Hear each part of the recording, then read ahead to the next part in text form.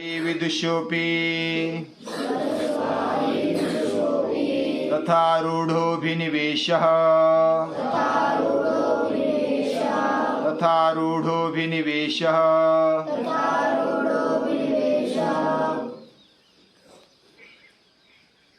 हम हर रोज पसीना निकालते हैं। पसीना निकालते हैं इसका मतलब हम संघर्ष उठाते हैं। जानबूझकर समस्या को या तो संघर्ष को जब उठा लेते हैं, व्यायाम करते हैं तो पसीना बहता है, बहना भी चाहिए। जो संघर्ष से डरता है वह मृत्यु से भी डरने लगता है, और मृत्यु पर अगर विजय पानी है तो संघर्ष से नहीं डरना चाहिए। इसलिए भगवान कृष्ण कहते हैं कि खेल खेलो। खेल में संघर्ष है, आह्वान उठाने की क्षमता, हिम्मत खेल में होती है। और दुख नहीं तो दुख उठाओ, ये बात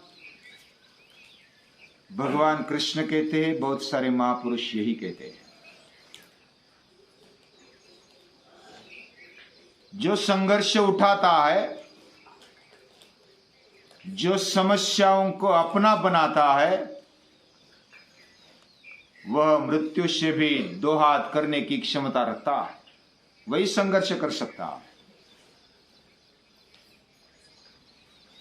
और जब कोई डरता है, कोई मेहनत करने में डरता है, आलसी रहता है, प्रमादी रहता है।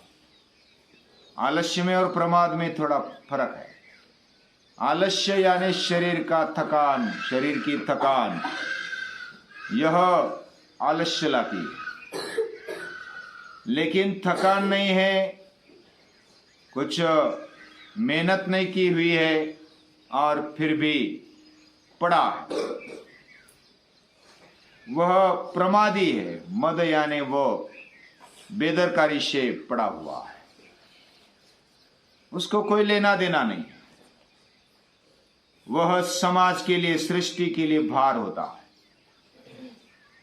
क्योंकि वह बेदरकार है, अपनी जिम्मेदारी समझता नहीं, अपनी भूमिका समझता नहीं। और वही प्रमादी होता है, प्रमत्त यानी वो उन्मत्त जैसा, उसको बस किया तो किया, नहीं किया तो नहीं किया, ऐसा लगता है। और ऐसा लगना बेदरकारी है, प्रमाद है, जानबूझकर न करना, या तो टाल मटोल करना। आज नहीं कल करेंगे, आज कितना क्या अड़ा है, परसों करेंगे, नरसों करेंगे। यानी वो जानबूझकर टाल देता है मेहनत को। और जो मेहनत करने वाला है वह आलस्य को, प्रमाद को दूर हटाता है, या तो उसको ठुकराता है और अपने आप को खड़ा करता है। यह आत्मबल होता है। आत्मबल के बिना हम संघर्ष का या तो मृत्यु का सामना नहीं कर सकते। भगत सिंह देखो, भगत सिंह इतने प्रभावी थे, यानी उम्र ज्यादा नहीं थी, लेकिन वो गीता पढ़ते थे और अपने जीवन में संघर्ष को उठाते थे। उन्होंने बम फोड़ा और बम फोड़कर वो वैसे ही खड़े रहे, किसी को नुकसान नहीं हुआ। नुकसान करना ही नहीं था पहले बम फोड़ने में, बस मेरी आवाज सरकार तक पहुंच जाए। और ये देशभक्ति के ऐसे अंदर की जलन ने उनको ऐसा करने पर विवश कर दिया, ऐसा समझो। उन्होंने बम फोड़ा और वैसे ही उधर खड़े रहे, मुझे पकड़ो, मैं क्या कहता हूं सुनो। और वो पर्चे बांटे उधर, सभी सभा में। और जब फांसी लगवानी थी उस समय छुड़ाने के लिए कोई पैसे देकर छुड़ा सकते थे, या तो कोई शरणागति लेते हुए वो छूट सकते थे। फिर भी मुझे छूटना नहीं है, मुझे बस फांसी पर चढ़ना है। चढ़ना है ऐसे नहीं, मुझे मेरी आवाज सभी देश को सुनाई दे, मेरे बलिदान से सभी देश जग जाए, ऐसा वो सोचते थे। और मेरे मरने पर कोई रोना नहीं। भाई रोया तो भाई को कहा कि रोना मत, लड़ते रहना, अभ्यास करना, देश के प्रति निष्ठा रखना, अपने संस्कृति के प्रति निष्ठावान रहना। वह मां को भी बोलते कि तू मेरी लाश लेने के लिए मत आना, मैं जब फांसी चढ़ जाऊंगा बाद में लाश लेने के लिए मत आना, क्योंकि तू रोएगी, तू मां है ना, तो तू रोएगी।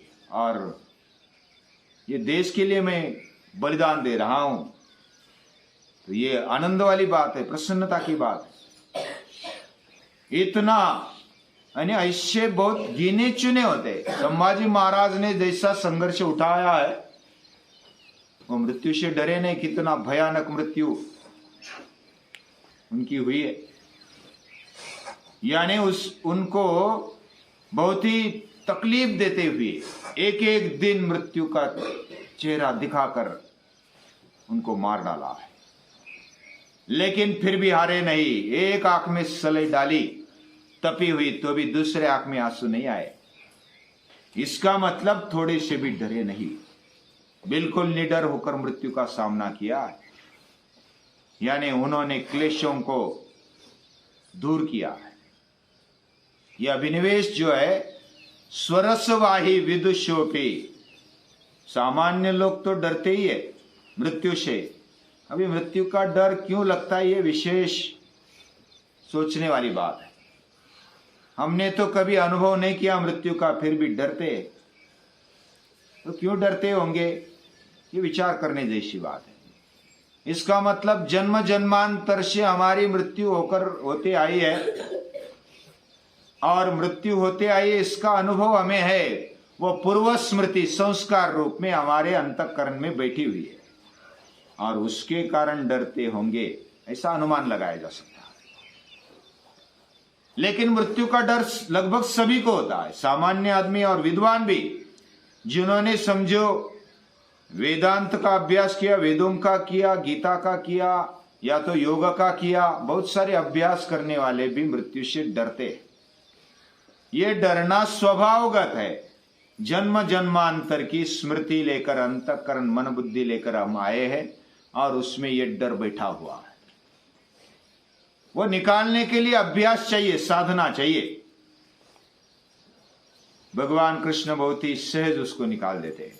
वासांशी जीर्णानि यथा विहाय नवानि गृह्णाति नरोपराणि, यानी जैसा पुराना वस्त्र हम निकाल डालते, नया वस्त्र धारण करते, उसमें तो उल्टा आनंद होता है।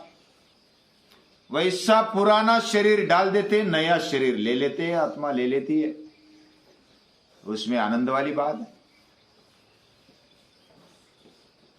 जब हम दूसरा भी और एक सोचते हैं कि हम भगवान को मिलने के लिए जा रहे हैं, वैसे भगवान से कोई बिछुड़ता नहीं कभी, लेकिन अधिक नजदीक जाते हुए भगवान से नजदीक से मिलकर हम मृत्यु पाते हैं तो भगवान से मिलते हैं। कर ले श्रृंगार चतुर अलबेली, साजन के घर जाना है। अभी श्रृंगार करने की बारी। मृत्यु से हम जब टकराते हैं तो भगवान से मिलते हैं। इतनी सहजता मृत्यु के बारे में सोचने में, दृष्टिकोण में होनी चाहिए, लेकिन ये आना इतनी सहज बात नहीं है। कोई भी भयानक देखते हैं तो दूसरों की मृत्यु देखकर डरते हैं, खुद की मृत्यु से भी डरते हैं। डर कर यमराज के पास जाने वाले बहुत सारे हैं, लगभग बहुत यानी सभी है। क्वचित गिने चुने ही नचिकेता जैसे या तो प्रहलाद जैसे, या तो ध्रुव जैसे, या तो भगत सिंह जैसे, संभाजी महाराज जैसे, राणा प्रताप जैसे, जिन्होंने युद्ध किया, जो योद्धा है वो मृत्यु से डरता नहीं है। जो सैनिक है सचमुच वो मृत्यु से डरता नहीं, मृत्यु से दो हाथ कर लेता है। और ऐसा हिम्मत रखने वाला जीवन चाहिए, ऐसे स्वामी विवेकानंद भी बोलते हैं। हमारा शरीर पोलादी होना चाहिए, यह शरीर निरोगी होना चाहिए, मजबूत होना चाहिए, तब हमारे मन से डर निकलने लगता है। इसलिए योग करना चाहिए। स्वरसवाही यानी सहज स्वभावगत प्रवाहित रहने वाला, विदुषः पे सामान्य लोगों को जैसा डर लगता है तथा रूढ़ होता है, वैसा विदुषोपी यानी विद्वान भी ये मृत्यु से डरते हैं, ये भाव उसमें होता है। तो ये बात महर्षि पतंजलि बताना चाहते हैं, इन क्लेशों को निकालना। ये कैसे निकालेंगे, इसको अलग अलग तरीके हैं, वो बाद में देखेंगे। आज के लिए इतना ही। सभी को नमस्कार।